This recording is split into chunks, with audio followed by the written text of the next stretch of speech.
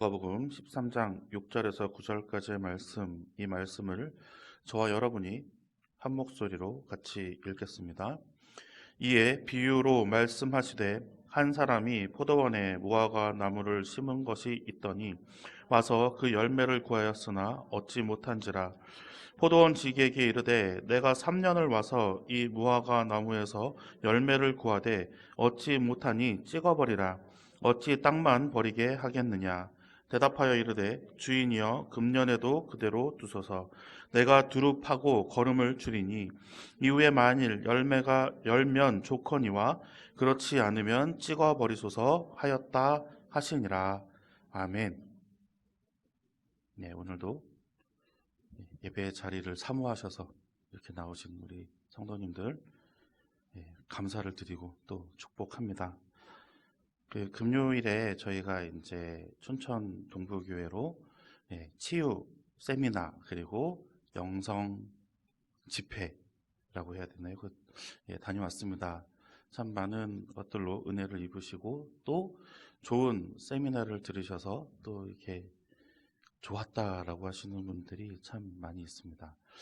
그 총회장님 설교를 들으면서 참 마음 아픈 일이 하나 기억이 떠올랐습니다.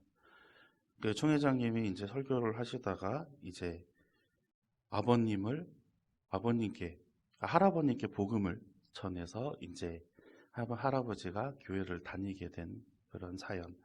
또 형이 이제 복음을 받아들여서 나중에 장로가 될 때에 축사를 하러 갔을 때, 그래서 정말 박수를 받아야 하시는 분은 저 뒤에 계신 어머니, 아버지입니다 하고 인사를 시키셨던 그 모습을 말씀을 하시는데 저는 마음이 좀 아팠어요. 왜냐하면 저희 할머니는 저를 위해서 그렇게 기도를 하셨는데 저희 할머니가 살아계실 때는 제가 전도사를 하지 못했습니다. 네.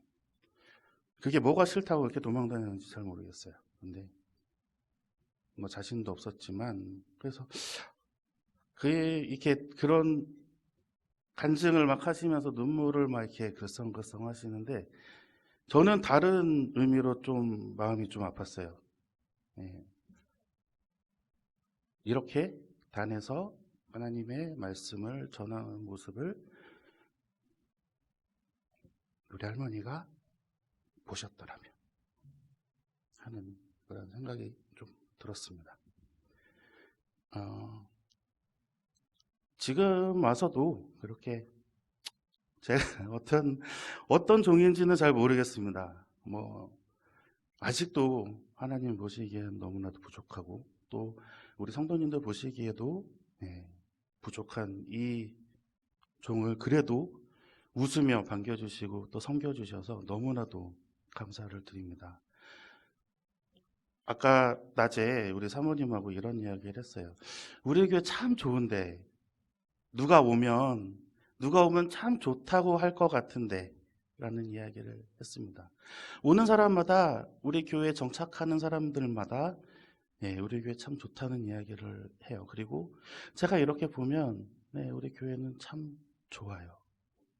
사람들도 너무나도 선하시고 또 모여서 또 힘쓰는 일에 어느 누구도 숨지 않으셔요. 그런 것들을 바라보면 참 우리 교회는 좋은 교회구나 하는 생각을 듭니다. 처음부터 이상한 얘기를 해서 죄송합니다. 갑자기 이 생각이 기억이 났어요. 그래서 감사를 좀 드리고 싶었습니다. 오늘 말씀은 말씀 제목은 유예받은 나무라는 제목입니다. 유예라는 것이 어떠한 것인가 우리가 한번 사전의 의미를 한번 찾아보았습니다. 그랬더니 글씨가 좀 작아서 잘 안 보이시겠지만 제가 읽어드릴게요. 망설여 이를 결행하지 아니함, 또 이를 결행하는데 날짜나 시간을 미룸 또는 그런 기간. 자, 마지막으로 이제 법적인 용어인데요.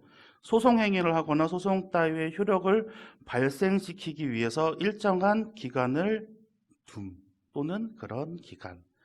우리가 유예라고 하면은 어떠한 단어가 제일 먼저 생각나죠? 집행유예. 집행유예.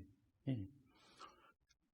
죄를 지어서 벌을 받기 위해서 감옥에 들어가야 하지만 이 사람은 그 기간 동안에 유예를 둔다. 그냥 정상인처럼 생활을 할 수가 있는 거죠. 얼마나 감사해요. 죄 지은 사람은 이 집행유예를 받으려고 너무 많은 노력을 해요. 왜? 일반인처럼 살아갈 수가 있으니까요. 그렇죠? 그것 때문에 정말 진짜 막 자기가 믿고 있는 신에게 빌기도 하고요. 또 좋은 로펌에 비싼 변호사를 사기도 합니다. 또 어떠한 유예가 있을까요? 제가 열심히 네이버를 검색해 봤더니 이자 유예는 없더라고요. 우리나라 독한 나라예요. 이자는 기다려주지 않아요. 하지만 상환 유예라는 것이 있어요. 내가 빚을 졌어요. 빚을 졌는데 내가 지금 갚을 능력이 없습니다. 조금만 기다려 주십시오 해서 상환을 유예시키는 것이 있어요. 자, 유예라는 그 단어들, 제가 지금 계속 설명드린 이 단어들에서 공통적인 것이 무엇일까요? 죄송합니다. 아동부 때는 애들이 막 이렇게 손들고 대답하는데, 공통적인 것이 무엇일까요? 영원하지 않다는 거예요. 그렇죠? 영원하지 않는 거예요. 유예라는 것은 언젠가는 풀리는 날이 있고 또 언젠가는 그 일이 닥치게 된다라는 거예요. 탕감, 아까 얘기했던 탕감이 아니라 상환유예라는 것은 어느 정도의 기간이 지나고 나면 그것을 상환해야 되는 때가 오는 거예요. 집행유예라는 것은 반대 의미겠죠. 이것이 어느 정도 기간이 지나고 나면 마음이 부담해서 자유로워지게 되는 겁니다. 지금 해야 할 것이지만, 지금 내가 해야 할 것이지만 시간을 두고 미뤄주는 것. 돈을 빌렸을 경우에 시간이 지나면 충분히 갚을 만한 능력이 있을 때에, 또는 그런 의지가 보일 때에, 그래, 내가 상환 유예를 해줄게 라고 이야기를 하는 것이고요. 또 죄를 지었을 경우에 형의 집행을 받지 않더라도 장래에 재범을 발생하지 아니할 것 같은 그러한 사람에게, 충분히 그 죄를 뉘우치고 있는 사람에게 또 이런 유예를 두는 것이죠. 자, 오늘 말씀에서는 이 주인이 나무에게 유예를 주는 일이 벌어집니다. 하지만 이게 본인의 의지는 아니에요. 한번 오늘 말씀을 한번 찾아보겠습니다. 오늘 말씀 13장 7절의 말씀입니다. 우리 한번 같이 읽어보겠습니다. 포도원 지기에게 이르되 내가 3년을 와서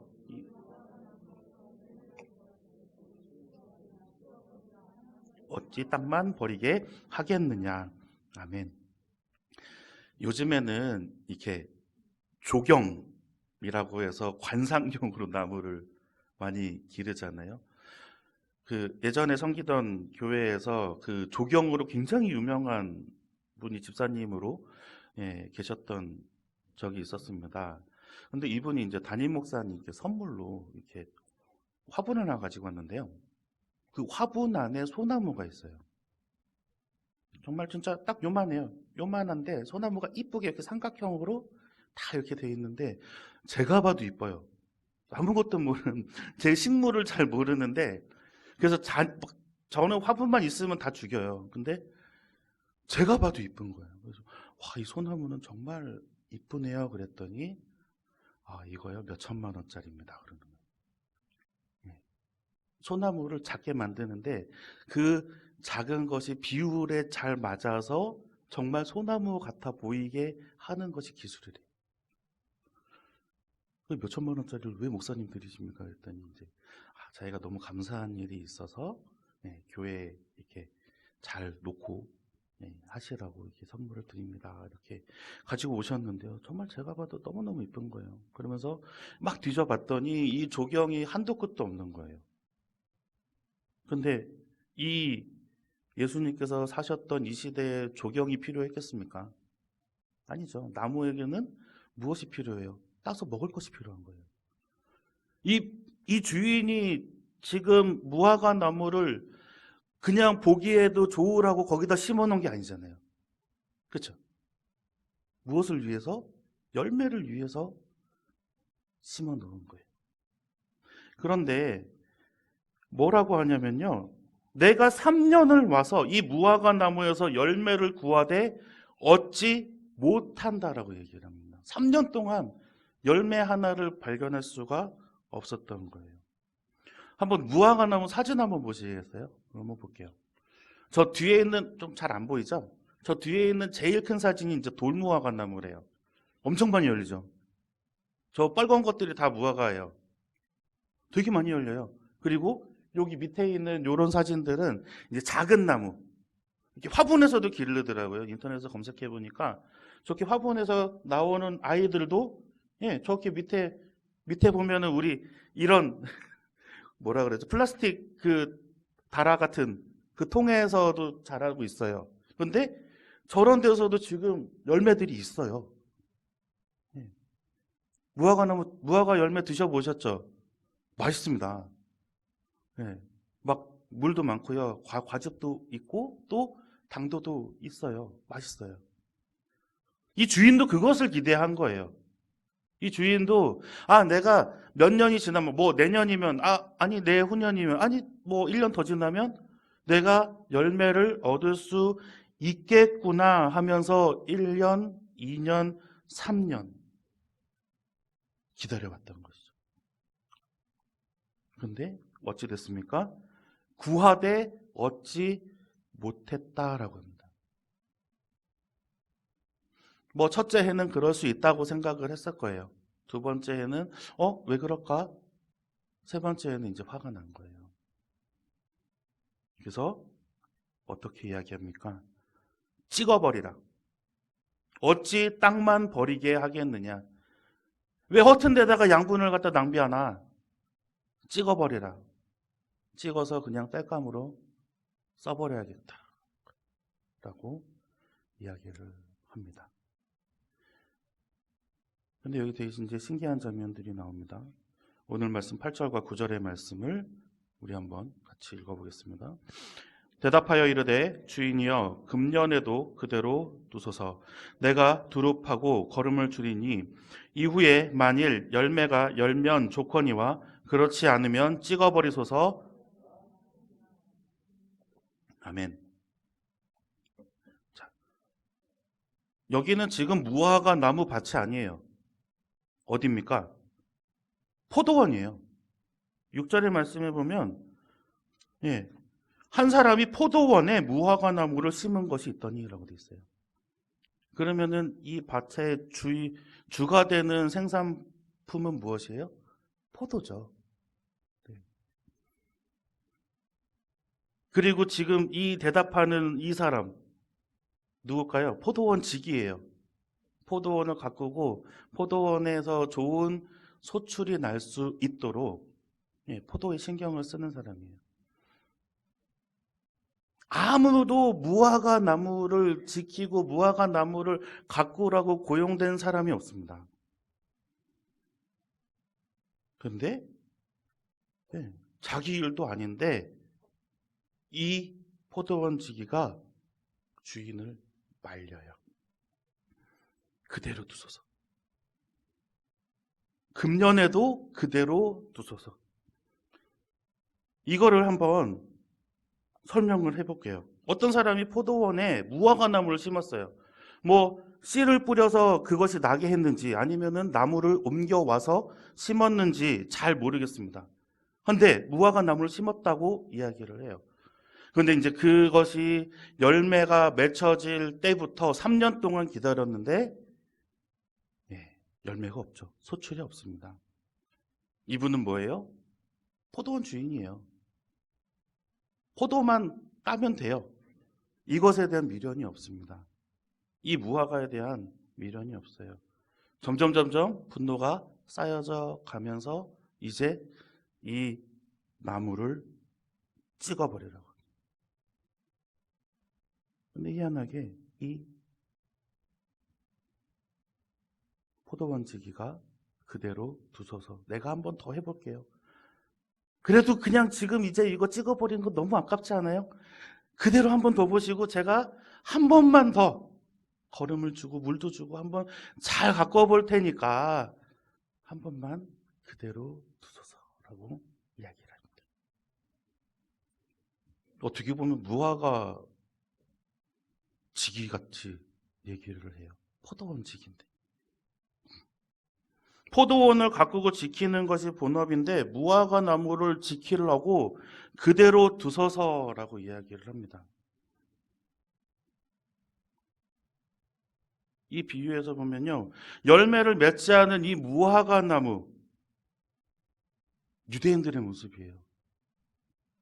하나님께서 사명을 주시고 하나님께서 열매를 맺게 명령하셨음에도 불구하고 이 유대인들, 이스라엘 사람들은 열매를 맺지 않았어요.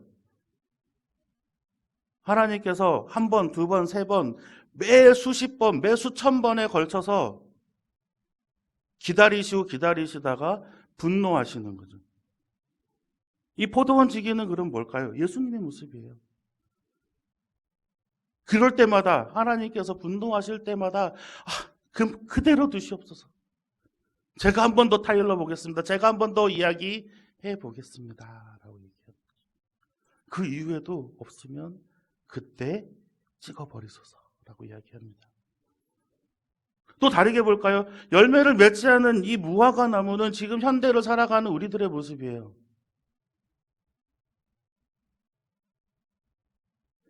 그래서 그대로 두소서라고 말리는 이 모습은 우리를 향한 성령님의 모습이에요. 하나님께서 열매 맺지 않는 이스라엘 모습을 바라보시면서 실망하실 때에 예수께서 그들을 위해서 희생하시는 그런 모습과 우리들이 하나님의 백성으로 다시 거듭남을 받고 살고 있음에도 불구하고 열매 없는 삶을 살아갈 때에 우리를 위해서 수없이 그대로 두소서라고 이야기하시는 성령님의 모습이에요. 어떤 열매를 맺어야 할까요? 우리는 어떤 열매를 맺지 않았기에 계속 성령님께서 그대로 두소서라고 이야기할까요?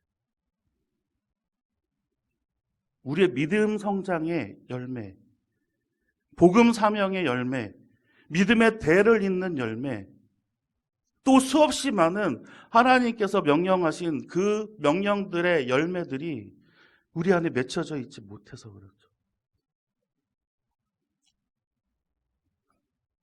그럼에도 불구하고 성령님께서 우리를 향해서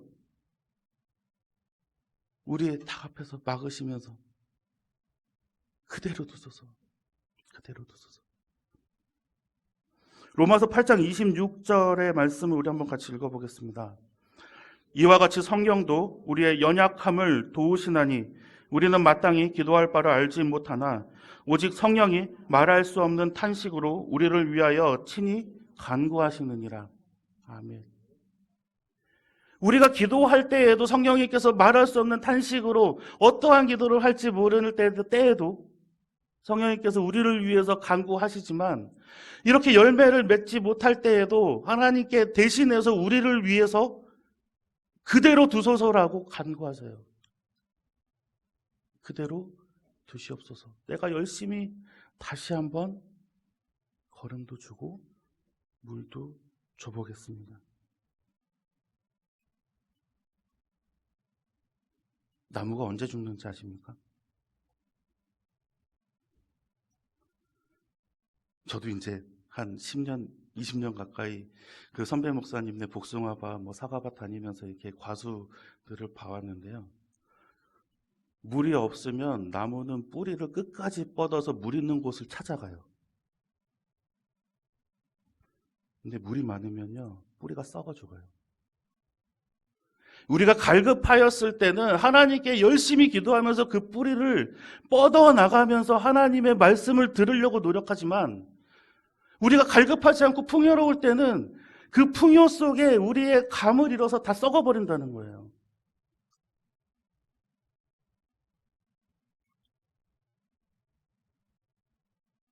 계속 우리가 노력해서 양분을 얻으려고 기도하며 쫓아나가야 우리가 열매를 맺을 수 있어요. 그냥 지금 있는 거에 취해서 지금 우리가 누리는 삶들에 만족하여서 살아가다 보면 우리가 뿌리가 썩는지 모릅니다. 모르고 그냥 살아가요. 그러면 우리는 더 이상 열매를 맺을 수가 없습니다. 죽을 수밖에 없는 나무였던 우리들 예수님께서 십자가의 보혈로 살리셨어요.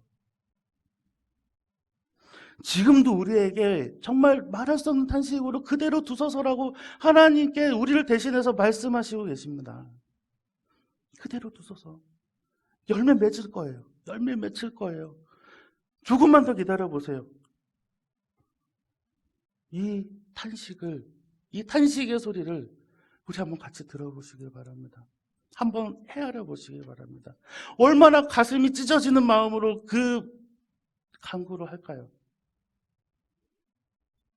그 십자가에서 말할 수 없는 고통을 겪으시면서 돌아가셔서 우리를 겨우 끌어내 주셨는데 이제 우리가 열매를 맺을 차례입니다. 힘차게 뿌리를 뻗어나가시길 바랍니다. 아무리 풍요로운 상황 속에서라도 이거면 됐다라고 만족하지 마시고 하나님께서 말씀하셨던, 하나님께서 명령하셨던 그 열매들을 맺기 위해서 우리가 뛰어야 합니다.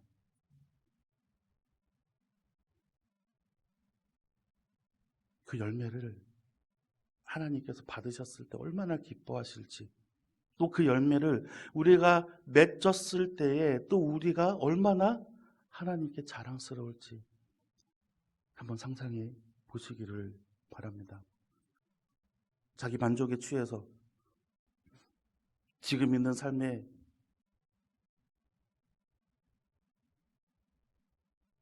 자족하여서